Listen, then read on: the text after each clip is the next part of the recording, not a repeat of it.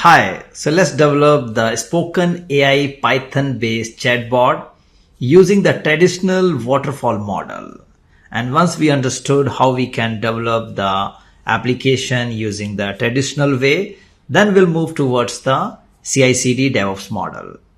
So first our developers will build the chatbot using the Python programming language and the Streamlit for the front-end user interface. So here you can see our developers has created the various scripts like chatbot underscore UI, chatbot underscore logic, and also you can see few course logo and one GIF file is also there.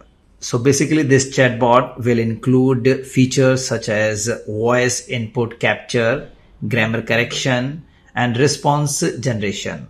All components will be manually tested. And once the development is complete, our team will work to finalize the Python based scripts for the chatbot.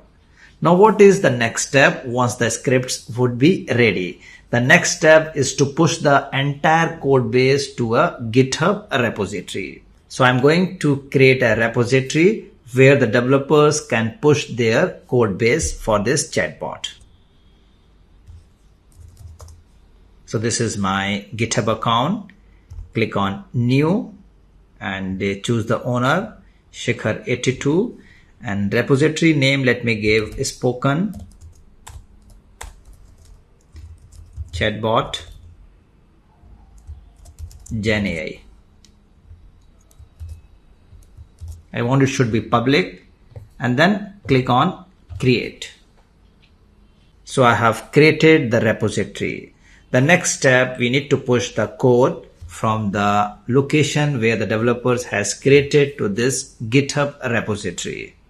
So the developers has created the code in their Windows machine.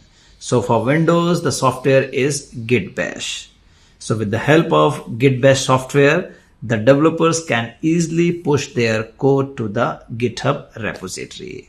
So that's all. In the next lecture, I'm going to show you how to install the Git Bash software.